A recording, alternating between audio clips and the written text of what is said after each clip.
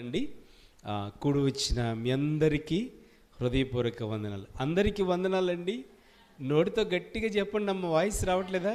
నా గ్రంథము 127వ అధ్యాయంలో 1వ వచనంలో ఫస్ట్ మాట మీకు ఇల్లు ఉన్న వాళ్ళు ఒకసారి చేయి చూపించండి. ఇల్లు ఉన్నవాళ్ళు ఎవరు కట్టించారు? అది దేవుడే. దేవుడు కట్టించకపోతే అది చిన్న ఇల్లు అవ్వచ్చు, పెద్ద ఇల్లు అవ్వచ్చు. దేవుడు కట్టించకపోతే అది కట్టగలుగుతామండి? మీరు దయచేసి చూడండి, గమనించండి. బిర్జీల కింద ఉన్నవాళ్ళు ఎంతమంది ఉన్నారు? చెట్ల కింద ఉన్నవాళ్ళు ఎంతమంది ఉన్నారు? మా రోడ్ల మీద ఉన్నవాళ్ళు ఎంతమంది ఉన్నారు? అరణ్యాల్లో ఉన్నవాళ్ళు ఎంతమంది ఉన్నారు? కానీ చిన్న గూడు దేవుడు మనకు అనుగ్రహించాడు. నెంబర్ 1 అది దేవుడు మనకిచ్చిన కార్యం అన్నమాట, సంపద. ఎందుకని? దేవుని ఆరాధిస్తున్నాం, దేవుని మహింపరుస్తున్నాం, దేవుని గణపరుస్తున్నాం, దేవుని స్తుతిస్తున్నాం కాబట్టి దేవుడు ఆ భాగ్యాన్ని మనకు ఇచ్చాడు. అలాగే 2, ఎన్టీఆర్ కాలనీని దేవుడు కాపాడపోతే ఇలా ఉండేదంటారా? ఒకప్పుడు నేను విన్నది, ఒకప్పుడు నేను ఆ వార్తలు విన్నప్పుడు ఎన్టీఆర్ కాలనీ అంటే మారు మోగేదన్నమాట. దేనికి? దొంగతనానికి కానీ, పాపానికి కానీ, ఇష్టానుసారంగా జీవించడానికి కానీ భయంకరంగా ఉండేదన్నమాట. కానీ ఆ భయంకరమైన పాపాన్ని మార్చివేసి ఎన్టీఆర్ కాలనీని దేవుడు గొప్పగా దీవించాడు నా దేవుడు. హల్లెలూయా. ఎందుకని? ఏం జరుగుతుంది ఇక్కడ? ప్రార్థన. ఏం జరుగుతుందండి? ప్రార్థన. నువ్వు పొద్దున్నే లేచి దేవుడు లేకుండా బుట్ట పట్టుకుని వెళ్ళిపోయి, చేపలు పట్టుకుని వెళ్ళిపోయి, ఉద్యోగానికి వెళ్ళిపోయి, బండేసుకుని వెళ్ళిపోయి, దేవుని చిత్తం ఉద్దేశం లేకుండా మళ్ళీ చాలా రాత్రి అయిన తర్వాత వచ్చి నువ్వు భోంచేసి పడుకున్నా వ్యర్థమే. ఎందుకంటే గమనించండి, ఏ టైం వెళ్ళినా ఏ టైం వచ్చినా మనం చక్కగా హాయిగా పడుకుంటున్నామంటే ఎవరి కృప అంటారు? దేవుని కృప. ఇది బైబిల్లో ఉన్న 3 మాటలు అన్నమాట. ఆ 3 మాటలను చాలా జాగ్రత్తగా విందాము. దేవుని కృప మన మధ్య ఉంచబడాలని. దేవుని చిత్తం లేకుండా మనకి ఏ కార్యము జరగదు. దేవుని ఉద్దేశం లేకుండా ఏ కార్యము జరగదు. ఫస్ట్ పాయింట్, దేవుడు మనకి ఇల్లునిచ్చాడు, ఇల్లు కట్టించాడు. దేవుడు ఘనమైన కార్యం చేశాడు, అద్భుతమైన కార్యం చేశాడు, ఆశ్చర్యకరమైన కార్యం చేశాడు. ఒక స్థలం కొనుక్కోవడానికి కృపనిచ్చాడు, ఇంకో స్థలం కొనుక్కోవడానికి కృపనిచ్చాడు. తప్పులేదు, ఇంకో స్థలం కొనుక్కోవచ్చు, ఇల్లు కట్టుకోవచ్చు. దేవుడు మనల్ని, మన కుటుంబాన్ని అంచెలంచెలుగా దీవిస్తున్నాడు. దేవుని చిత్తం లేకుండా ఇల్లు కట్టగలమా? దేవుని చిత్తం లేకుండా ఈ మందిరాన్ని కట్టగలమా? దేవుని చిత్తం లేకుండా ఈ కాలనీలో ఇళ్ళన్నీ కట్టగలమంటారా? దేవుని చిత్తం ఉంది కాబట్టి ఈ ఇల్లు కట్టగలిగాం. అయితే ఒకసారి ఇజ్రాయేలు ప్రజలు, దేవుడు వారితో మాట్లాడాడు. ఇజ్రాయేల్ ప్రజలతో ఏమని మాట్లాడాడంటే తెలుసండి? మీకు నేను కట్టని పురాలని ఇస్తాను. ఇల్లు కట్టకుండానే ఇల్లు ఇస్తాడంట దేవుడు. అబ్బా, అదేదో నాకు ఇస్తే బాగుండు అనుకుంటున్నారా? వాళ్ళు ఏమన్నారు? ఇజ్రాయేల్ ప్రజలు ఏమన్నారు? నువ్వు కట్టని పురాలను ఇచ్చిన నాకు వద్దు అంటే ఏమి లేదు, వాళ్ళలో భక్తి లేదు, వ్యర్థమే, ప్రార్థన లేదు, సన్నిధి లేదు, ఆరాధన లేదు, దేవుని స్తుతించే అనుభవం లేదు. కట్టని పురాలను నీకు ఇస్తాను, నిన్ను మంచి మంచి ఇల్లు కట్టి ఉన్నాయంటండి. అక్కడ కొండ మీదకి ఎక్కి కొండ మీద చూస్తే మంచి మంచి అద్భుతమైన ఇల్లు ఉన్నాయంట.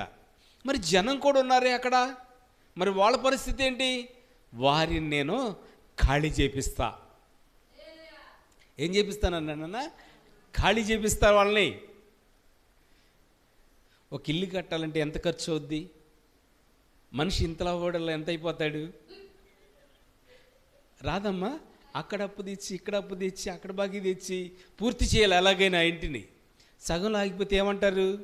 నవ్వుతారేమని భయం అన్నమాట, హేళన చేస్తారని భయం. ఏదో తిప్పలబడి ఇల్లు కట్టేస్తాం. గమనించండి, కట్టని పురాలని నేను నీకు ఇస్తాను, కట్టని ఇళ్ళని నీకు ఇస్తానన్నప్పుడు అక్కడ ఆ ప్రజలు చాలా ఎత్తుగా ఉండారు, చాలా బలంగా ఉండారు. మనమేమో నలసుల్లాగా ఉన్నాము. వాళ్ళతో మనం ఎలా ఉండగలగమని వెనక్కి వచ్చేసారనమాట. వీళ్ళ జీవితం ఏం మిగిలింది? వ్యర్థమే అనండి. ఒకసారి షేక్ హ్యాండ్ ఇచ్చి చెప్పండి. ఒకసారి చెప్పండి. ఏమి లేకపోతే ఏమి లేదు. ఇజ్రాయిల్ ఏమీ లేదు నాన్న. ఎవరా పక్కన వాళ్ళకి ఇవ్వండి నన్ను, షేక్ హ్యాండ్ ఇవ్వండి నాన్న.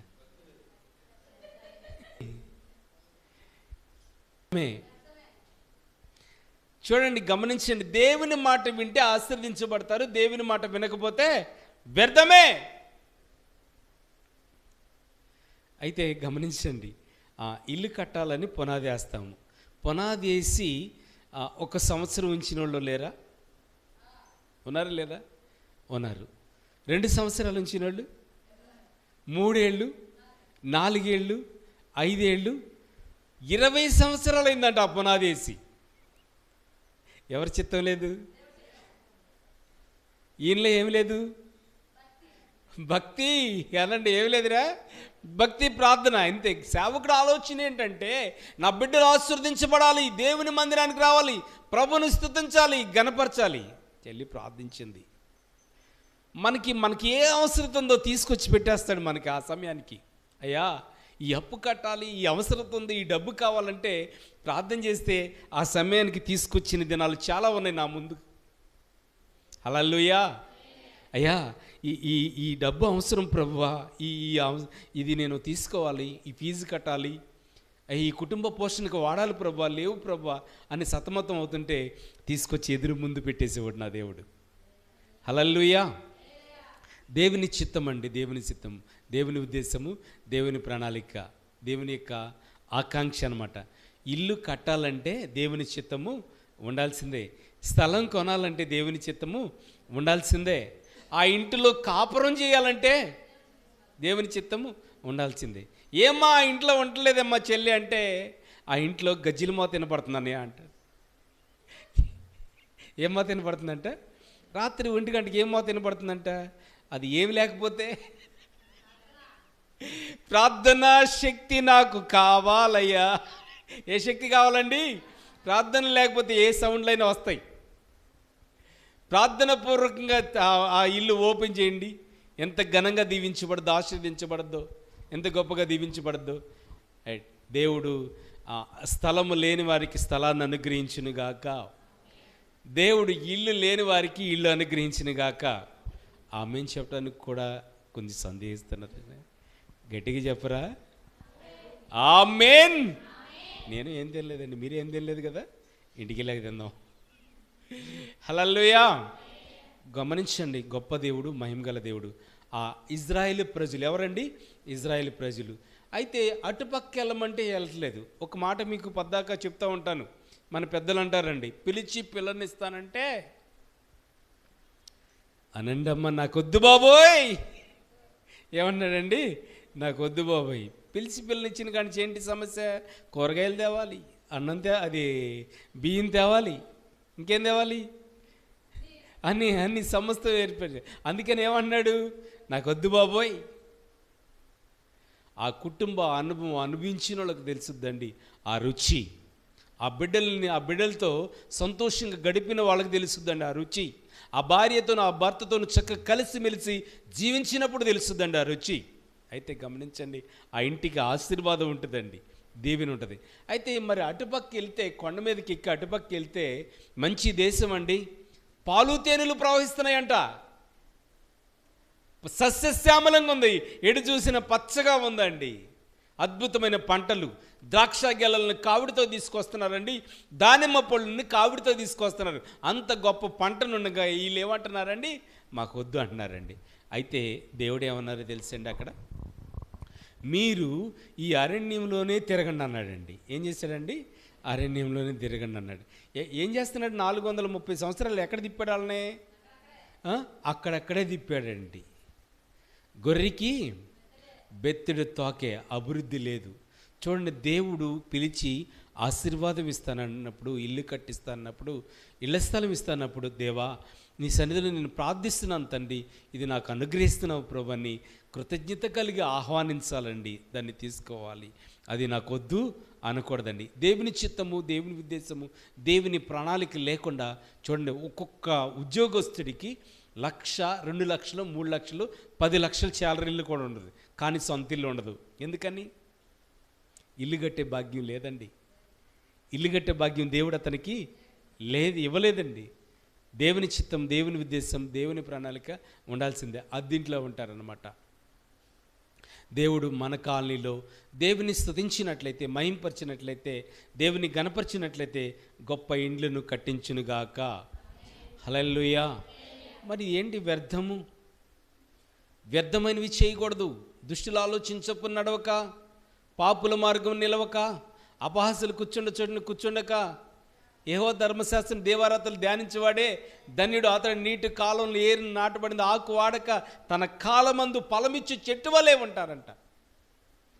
వ్యర్థమైన చోటుకి మనము వెళ్ళకూడదు.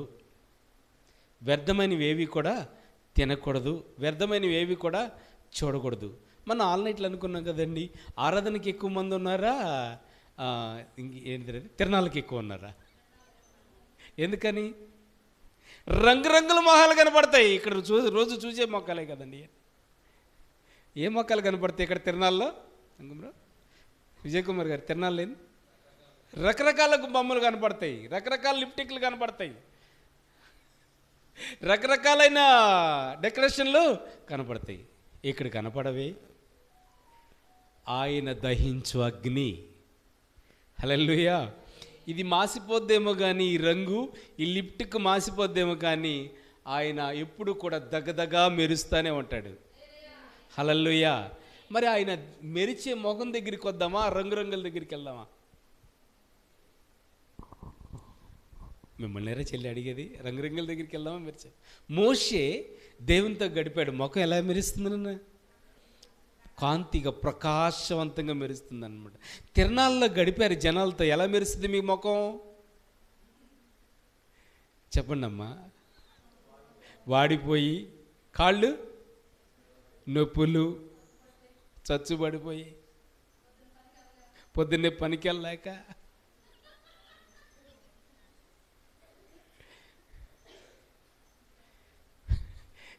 తిక్కలోడు తిన్నాళ్ళకి వెళ్తే, మీరు బాగా మీరు సామాన్యులు కాదండి. వాడు దిగ కొండెక్క దిగ ఎందుకు ఎక్కుతున్నాడో తెలవదు, ఎందుకు దిగుతున్నాడో తెలియదు అనమాట. ఈ ఊళ్ళో అన్నారా కానీ ఆ మాట ఉన్నారా లేరు ఈ భూమి మీద పాపం. ఎందుకండి ఈ తిరణాల్లో బైబిల్లో ఉందా నాన్న? దయచేసి ఎందుకంటే గమనించండి. అన్న చెప్తున్నాడని ఫీల్ అవ్వకండి. రేపు మనందరం ఒక రాజ్యంలో ఉండాలి. హల్లెలూయా. మనం అక్కడ సంతోషంగా ఉండాలి. హల్లెలూయా. మహిమగల దేవుడు. అయితే వ్యర్థమై ఏంటండి? వ్యర్థమైన వాటి వల్ల ఉపయోగం ఉండదు, ప్రయోజనం ఉండదు, దీవెన ఉండదు, ఆశీర్వాదం ఉండదు. అది ఇంటి గురించి. రెండోది ఏంటండి? యెహోవా పట్టణములను కాపాడని ఎడల దాన్ని కావలి కాయువాడు ఉండుట వ్యర్థమే. మన కాలనీ మీదకి అటుపక్క వాళ్ళు అటాక్ చేస్తున్నారనుకో, కాపులో పెట్టాము అక్కడ. వాళ్ళు ఎటు నుంచి అయినా రాగలరా? రాలేరా? ఎన్ని దారిలోనే మన కాలనీకి రావడానికి? ఇది నేను రావాలంటే ఇటు నుంచి రావచ్చు, ఇటు నుంచి రావచ్చు. ఎన్ని దారులు లేవండి? అద్భుతమైన దారులు ఉన్నాయి. అయితే దేవుని చిత్తం, అయ్యా ఈ పట్టణాన్ని కాపాడండి అంటే దేవుడు కాపాడతాడు. హల్లెలూయా. ఎన్ని గ్రామాలు మీరు చూస్తుండగా రోజు పంచాయతీ జరుగుతూ ఉంటాయి. మేము బండి మీద వెళ్ళేటప్పుడు ఆ యాప్ చెట్ల దగ్గర అక్కడక్కడ కూర్చుని ఉంటారు. ఎక్కడో కాదండి, నేను ప్రార్థనగా ఇంటికి వెళ్తుంటే ఆ మధ్యలో ఒక 20-30 మంది కూర్చుంటారు. ఏంటది? సెటిల్మెంటు. ఏం జరిగింది అక్కడ? ఆ పట్టణానికి, ఆ గ్రామానికి, ఆ కాలనీకి అలజడి వచ్చింది. అలజడి వచ్చేప్పటికి అంతమంది కూర్చుని ఏం చేస్తున్నారు? తెల్లవార్లు నిద్ర ఉంటుంది వాళ్ళకి, నిద్రలేదు. వీడు ఇటుపక్క మాట ఏందంటే వీడు మాట ఎండవు. సరే మొత్తం వీడి మాట ఎన్నాడు, ఏమో మాట ఏందంటే మధ్యలో వాళ్ళ అమ్మ వచ్చి నాకు కుదరదు అన్నది. వీళ్ళిద్దరు ఆ భార్య భర్తలు కలుద్దాం అన్నారండి. లేదు, వాళ్ళిద్దరు కలవటానికి వీల్లేదు. అంటే ఎందుకని ఈ మాట చెప్తానంటే, దేవుని చిత్తము మన ఎన్టీఆర్ కాలనీ మీద లేకపోతే, ఈ పట్టణం మీద లేకపోతే అన్నీ వ్యర్థాలేనండి. వ్యర్థాలు. ఎందుకని నువ్వు ప్రార్థన చేయలే. యేసయ్యా మా ఎన్టీఆర్ కాలనీ ప్రాంతాన్ని ఒకసారి జ్ఞాపకం చేసుకోండి. నేను అడుగుతాను ఎప్పుడు కూడా, ఈ ప్రాంతాన్ని నాకు ఇమ్మని అడుగుతాను. ఎందుకని? ఈ ప్రాంతం మీద ఏదైనా సంపద ఉందంటారా? గని ఉందా? ఏమ్మా బంగారపు గనులు ఉన్నాయా? ఎవరన్నా ప్రార్థన చేస్తే, ప్రభువా ఆకాశం నుంచి ఏమన్నా డబ్బుని కురిపించి, ప్రభువా ఆకాశం నుంచి ధనం కురిపించి, ప్రభువా నాకు అది కావాలి, ప్రభువా నాకు ఇది కావాలి, ప్రభువా ఆస్తి కావాలి, ఈ ఆస్తి కావాలి, ప్రభువా ఏదన్నా కొదువుకుంది డబ్బు కావాలి ప్రభువా అని అడుగుతాం. కానీ బాబాని ఏంటి ఎన్టీఆర్ కాలనీ కావాలంటాడు. ఏం చేసుకుంటాడు? భార్యని కావాలన్న వాళ్ళని చూసాము, భర్తని కావాలన్న వాళ్ళని చూసాము. కానీ ఈయనేంటి పాస్టర్ గారు ఏం కావాలన్నాడు? ఏం చేసుకుంటాడు? ఎన్టీఆర్ కాలనీలో ఏముంది? బోడిదే.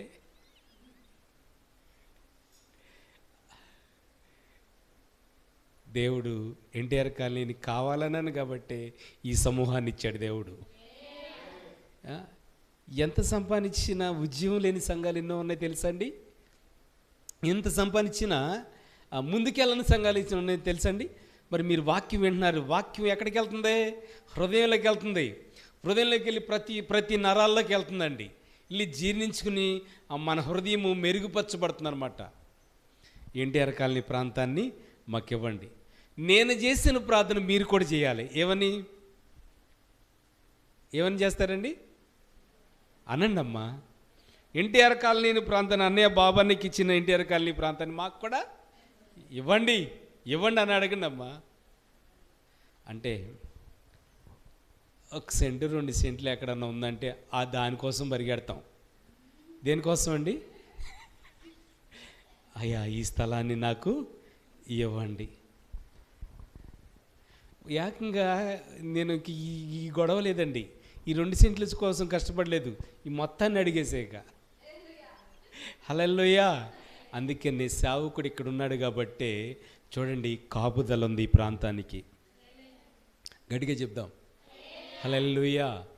ఈ ప్రాంతానికి మేలులు, దీవెన, ఆశీర్వాదం ఉందండి. గొప్ప ఈవులు ఉన్నాయి. అయ్యా ఈ ప్రాంతం మీద మీ ఉద్దేశం ఉంచండి. మీ ప్రాణాలు మనము వ్యర్థమైన వాటిని ఏటిని కూడా పూజించకూడదు, వ్యర్థమైన వాటిని ఏటిని కూడా ఆరాధించకూడదు. మరియమ్మ బొమ్మను పెట్టుకుని ఆరాధించకూడదు, యేసు ప్రభు బొమ్మను పెట్టుకుని మొక్కకూడదు. మొక్కొచ్చు అంటారా? మొక్కకూడదు. చూడండి, దేవుడు మరి హృదయ రహస్యాన్ని ఎరిగిన దేవుడు.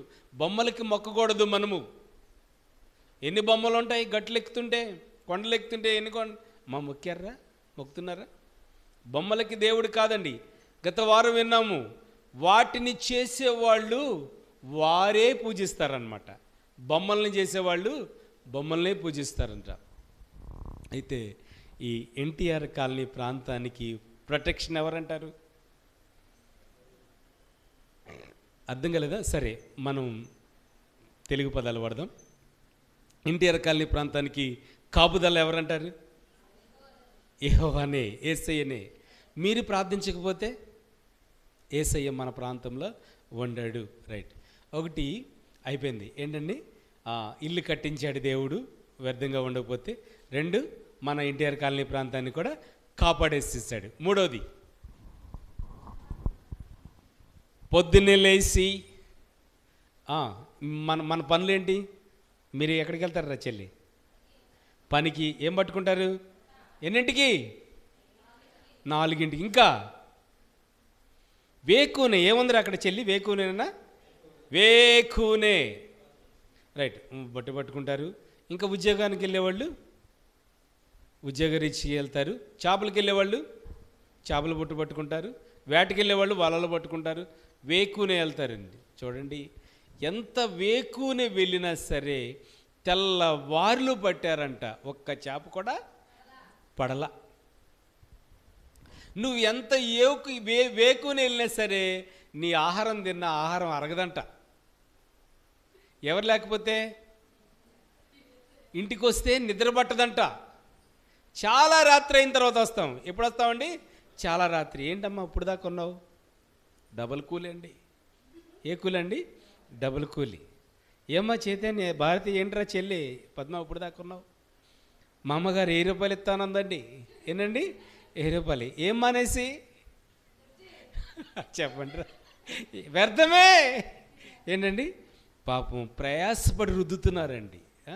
విమర్శించడానికి కాదండి, వాళ్ళు నాకు ఒరిగేది లేదు, వాళ్ళకి ఒరిగేది లేదండి. పాపం రుద్దుల మీద రుద్దుతున్నారు. బండ అరుగుద్దో చేప అరుగుద్దో అన్నట్టుగా రుద్దుతున్నారు. చూడండి అమ్మా, కొంచెం తెచ్చుకోవచ్చుగా, కొద్దిగా తెచ్చుకోండి, అమ్మేసుకుని మందిరానికి రండి.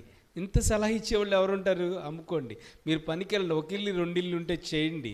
చూడండి పొద్దుస్తమానం కష్టపడి ఆ ఇంట్లో తొమ్మి కడిగి ఉతికి రుద్ది వస్తే చూడండి ఏమన్నాడు ఇక్కడ?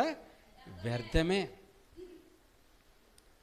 చూడండి దేవుని సన్నిధి ఆరాధించినట్లయితే, మహింపరిచినట్లయితే రేపుటి దినమున దేవుని రాజ్యంలో ఉంటామండి. ఎంతకాలం ఉంటామో మనం ఇక్కడ తెలియదు. నిమిత్ర మాత్రమండి, నీటి బుడగ లాంటి జీవితం మంది, నీటి ఆవిరి లాంటి జీవితం మంది. ఏ జీవితం అండి? నీటి ఆవిరి లాంటి జీవితం మంది. అయితే ఈ ఉదయకాల సమయం, ఈ మధ్యాహ్న కాల సమయంలో దేవుని వాక్యము సెలవిస్తుంది, ఎంత ప్రయాసపడినా, ఎంత కష్టపడాలని చూసినా, ఎన్ని డబ్బులు సంపాదించినా, చూడండి ఒక స్థలం కొన్నాము, రైట్, ఇంకో స్థలం కూడా కొనుక్కోవచ్చు. ఎవరి చిత్తంలో? చెప్పాలి, దేవుని చిత్తంలో. ఇంకొకటి కూడా కొనుక్కోవచ్చు. ఎవరి చిత్తంలో? దేవుని చిత్తంలో. కానీ మందిరానికి రాకుండా నువ్వు కష్టపడుతూ డబ్బులు వచ్చేస్తున్నాయి. చూడండి ఒక ఆలోచన కలుగుతూ ఉంటుంది అనమాట.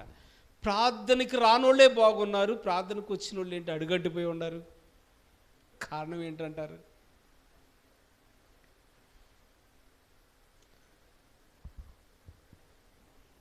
సంపద అక్రమంగా ఉంటుంది. ఏంటండి? అక్రమంగా ఉంటుందండి ఆ సంపద, అన్యాయంగా ఉంటుంది ఆ సంపద పెరిగిపోద్ది. పాపం మనం చూసి ఏమనుకుంటాం? అబ్బో వీళ్ళు 4-5 ప్లాట్లు కొన్నాడు, 4-5 ఇల్లు కొన్నాడు, డబ్బు ఉంది, వెండి ఉంది, బంగారం ఉందని మనం సస్పెండ్లో పడిపోతాం. అసలు దేవుడు ఉన్నాడా లేడా? అప్పుల పాలైపోయేవేంటి అనేది సస్పెండ్లో పడిపోతుంది. అసలు దేవుడు ఉన్నాడా లేడా? అయితే ఎన్ని ఆస్తులు సంపాదించినా, ఎంత వెండి సంపాదించినా, ఎంత బంగారం సంపాదించినా ఒకరోజు ఉంది. ఏ రోజు? అండి? పోయే రోజు ఒకరోజు ఉంది. లేదంటారా? ఉంది. ఏమన్నాడంటే బాగా సంపాదించాడు. ఇప్పుడు కాలనీ వాళ్ళు సంపాదించారు, ఆయన కూడా బాగా సంపాదించాడు. బాగా సంపాదించి కొంతమంది స్త్రీలను పిలిచాడు, కొంతమంది పురుషుల్ని పిలిచారు. డ్యాన్స్ వేద్దాం అంటున్నాడు. ఏమేద్దాం అన్నాడు నాన్న? డ్యాన్స్ వేద్దామండి. అక్కడితో ఆగల, మంచి ఫుడ్ తెప్పించుకుందాం అనుకున్నాడండి. ఆహారం తెప్పించుకున్నాడు, తింటున్నాడు, డ్యాన్స్ చేస్తున్నాడు. అక్కడ తాగలేదండి. నా ప్రాణమా తినుము, తాగుము, సుఖించుము. డబ్బు ఎక్కువైంది. ఏమెక్కువైంది నాన్న? డబ్బు ఎక్కువ. ఏం పనులు చేస్తున్నాడు? వ్యర్థమైన పనులు చేస్తున్నాడు. కడుపుకు తిన్నదే కాకుండా దేన్ని తినమంటున్నాడండి? నా ప్రాణమా తినుము, తాగుము, సుఖించుము. విజయ్ కుమార్ గారు మన మధ్యన పెద్ద ఎంప్లాయ్ అండి ఆయన. ఒకప్పుడు బీరువా తీస్తే కట్టలు బయటకు వచ్చాయి, కానీ ఇప్పుడు ఏం వరి అవ్వట్లేదండి. తను తగ్గించుకుని, ఈ కట్టలు శాశ్వతం కాదు, ఈ డబ్బు శాశ్వతం కాదు, ఈ ధనం శాశ్వతం కాదు, దేవుని రాజ్యం శాశ్వతం అనుకున్నాడండి. గట్టిగా స్తోత్రాలు చెల్లిద్దాం. హల్లెలూయా. ఏది ముఖ్యమంటారు? దేవుని రాజ్యం ముఖ్యం. డబ్బు అవసరం లేదని కదండి, డబ్బు అవసరతేనండి. చూడండి, గమనించండి, అన్యాయంగా వచ్చింది ఆ ధనవంతుడికి అన్యాయంగానే పోయింది. అన్యాయంగా పోవటమే కాకుండా ఎక్కడికి వెళ్ళాడమ్మా ఆయన? నిత్య నరకానికి వెళ్ళిపోయాడండి. అయితే ఈ కురుపులతో ఉన్నాడే ఎవరైనా, ఇప్పుడు ఇందాక దాని గురించే, ఇందాకేంటి ప్రార్థనోళ్ళ కన్నా లోకంలో ఉన్నవాళ్ళే బెటర్ అన్న ఎంతమంది అన్నారమ్మా? ఒకసారి చేసి చూపించండి, పర్లేదు, ఏం కాదు. మాకన్నా వాళ్ళే బెటర్గా ఉన్నారు. ఎవరు? అనిలు ప్రార్థనకి రానోళ్ళు. చూడండి, లాజరు నీ చిటికిని వేలు ముంచి నా నాలిక బగ మండుతుందయ్యా, ఒక్క చుక్క ఏయ్యా. ఏది బెటర్ అంటారు మనకి ఇప్పుడు? చెల్లే తినటానికి ఆహారము, ధరించుకోవటానికి వస్త్రాలు. దేవా నీకు స్తోత్రమయ్యా. హల్లెలూయా. ఆస్తి వద్దని కాదు, ఇస్తే తీసుకోవచ్చు. డబ్బు వద్దని కాదండి, ఇస్తే తీసుకోవచ్చు. కానీ దేవుని సన్నిధి ఎక్కొట్టి, దేవుని సన్నిధి మానేసి వ్యర్థమైన వాటి దగ్గరికి వెళ్ళటము అవసరం లేదండి. పాపం ఇందాక చెప్పాను కదండి, ఒక్క చేపన్న పడిందా? పడలేదండి. వ్యర్థంగా తిరిగి వచ్చారు. అయితే వలలు కడుక్కుంటున్నారు. యేసుక్రీస్తు వచ్చాడు, వెళ్దాం అన్నాడండి. ఆయన ఇంకా కింద ఇంకా పైన ఇంకా చూశారు. మేము రాత్రి తెల్లవారులు తిరిగామన్నట్టుగా, పైకి చెప్పపోయినా తెల్లవారులు తిరిగామన్నట్టుగా చెప్తున్నారు. పదండి అన్నాడండి. లేదు ప్రభా, అక్కడ వలలు వేసాం, ఇక్కడ ఎసరండి అన్నాడండి. మళ్ళీ ఏసాయంగా చూస్తున్నారు. ఎందుకు ఏసాయంగా చూస్తున్నారు? ఆల్రెడీ ఇక్కడ వల వేసాము. అక్కడ వల వేస్తే చేపలు వల పిగిలిపోయేటట్టు ఉందంట. హల్లెలూయా. ఈ చేపలకి దేవుడు ఎవరంటారు? చెప్పాలి. చేపల దేవుడు ఎవరు? మీకు తెలుసా? చేపను పట్టుకుని దేవుడైనా ఆరాధిస్తారు తెలుసండి? తెలీదా? మనకి చేపలు తింటమే తెలుసు, అంతేగాని ఎప్పుడు దేవుడు. మచిలీపట్నం వెళ్తే పెద్ద దాని చేపతో ద్వారం పెట్టేశారండి. దాన్ని కొలుస్తారు అక్కడ. దేనండి అన్న, చేపలు తింటమే కానీ ఎప్పుడు దేవుడని మాకు ఇప్పుడు వరకు తెలీదనా? చూడండి, గమనించండి. దేవుని వాక్యము మనతోనే మాట్లాడింది స్పష్టంగా. ఆ లాజరు ఆ దరిద్రతను అనుభవించాడు, ఏమీ లేని పరిస్థితి అనుభవించాడు, ఆ నిత్యరాజ్యంలో ఉన్నాడు. హల్లెలూయా. యేసుక్రీస్తు 2000 సంవత్సరాల క్రితం ఈ భూలోకానికి వచ్చాడు. ఎన్నెన్నో అద్భుతాలు, ఎన్నెన్నో ఆశ్చర్యక్రియలు చేశాడు. అన్నీ ఇచ్చాడు తను నమ్ముకున్న ప్రజలకి. ఎంతమంది రోగులు వచ్చారండి? విడిచిపెట్టాడా? విడిచిపెట్టలేదండి. అందరినీ బాగు చేశాడు, అందరినీ ఆస్వాదించాడు, తన రెక్కల కింద భద్రపరిచాడు. రక్తస్రావ రోగి వచ్చింది, పోమ్మా నువ్వు నన్ను ముట్టుకోవద్దు అన్నాడా? చూడండి, తన వ్యర్థమైన జీవితం ఒకప్పుడు ఎన్ని హాస్పిటల్కి వెళ్ళింది, ఎంత తిప్పలు పడిందండి, ఉపయోగము లేదండి. యేసు వస్త్రపు చెంగు ముట్టుకోగానే ఆమె రక్తధారలు ఆగిపోయినాయి. హల్లెలూయా. మహిమగల దేవుడు, గొప్ప దేవుడు. అయితే వ్యర్థము వ్యర్థము వ్యర్థము ఎవరు లేకుండా? దేవుని లేకుండా. ఒక ఇల్లు కట్టాలంటే దేవుని చిత్తం ఉండాలి. ఈ పట్టణాన్ని కాపలా కాయాలంటే దేవుని చిత్తము ఉండాలి. మనము బాస్కెట్ పట్టుకుని పనికి వెళ్ళాలంటే దేవుని చిత్తము ఉండాలి. మళ్ళీ రాత్రి ఇంటికి రావాలంటే దేవుని చిత్తం ఉండాలి. మళ్ళీ పడుకుని హాయిగా నిద్రపోవాలంటే దేవుని చిత్తము ఉండాలి. మనం తిన్న ఆహారం అరగాలి అంటే దేవుని చిత్తము ఉండాలి. ఈ అన్నం అరగకపోతే ఏమవుద్ది? గ్యాస్ వస్తుంది. గ్యాస్ ఎక్కడ తన్నిద్ది? గుండికి తన్నద్ది. గుండికి తన్నిన తర్వాత మనిషి పరిస్థితి ఏంటి? హార్ట్ అటాక్ వచ్చిద్ది. ఏ అటాక్ అండి? హార్ట్ అటాక్ వచ్చిద్ది. చూడండి, ఈ వ్యర్థంలో ఎన్ని పదాలు ఉన్నాయి చూడండి. పాపం వస్తే మా ఇంట్లో గిన్నెలు ఖాళీ ఉండేవి కాదు, తెపాళాలు ఖాళీ ఉండేది కాదు. అంత అన్నం వండేసేవాళ్ళ, అంత కూర వండేసేవాళ్ళ అనుకుంటున్నారా? ఎక్కడ పెట్టేవాళ్ళం అన్నీ? ఎక్కడ చినుకులు పడితే అక్కడ పెట్టేవాళ్ళం. మా పిల్లల్ని నేను మంచం ఎక్కి అందిమని చెప్పేసి గోడ మీద కారి ఆ మట్టి అంతా కారుకుంటూ వచ్చేది. పెద్ద డెప్ప పెట్టేవాళ్ళం అండి. చూడండి, పెద్ద డెప్ప పెట్టిన తర్వాత ఆ డెప్ప నిండిపోయిన తర్వాత ఆటోమేటిక్గా దానికంతగా అదే కింద పడేది. దేవుని చిత్తం ఉద్దేశం మీద మాత్రం పడేవి కాదనమాట దెప్పలు. అంటే చూడండి, గమనించండి, అంతా అలాంటి జీవితాన్ని అనుభవించామన్నమాట. అలాంటి జీవితాన్ని గురించి నుంచి దేవుడు అంచెలంచెలుగా క్రమక్రమంగా దీవించాడు దేవుడు. హల్లెలూయా. ఆ ఇల్లు ఎలా కట్టానో తెలియదండి, దేవుడిచ్చిన మహాకృప. గట్టిగా స్తోత్రాలు చెల్లిద్దాం. హల్లెలూయా. కట్టినిల్లు నిలబడాలి అంటే ఎవరిని స్తుతించాలి? దేవుని. ఎంత బిల్డింగ్ కట్టినా దాన్ని నెలలో బేరం పెడతాం తెలుసా అండి? ఎవరి చిత్తం లేకుండా, దేవుని చిత్తం లేకుండా ఉంటే అలాగే మరి ఇంటి గురించి చాలా దూరం వెళ్ళొచ్చు, మన ప్రాంతం గురించి చాలా దూరం వెళ్ళొచ్చు, మన గురించి చాలా దూరం వెళ్ళొచ్చు. మరి దేవుడు వ్యర్థంగా ఏది చేయకండి, వ్యర్థంగా చేయకుండా ఉంటే దేవుని మందిలో ఆరాధిస్తే ఈ మూడును కూడా దేవుడు మీకు అనుగ్రహించునుగాక. ప్రార్థన చేసుకుందాం మోకరించినట్లయితే.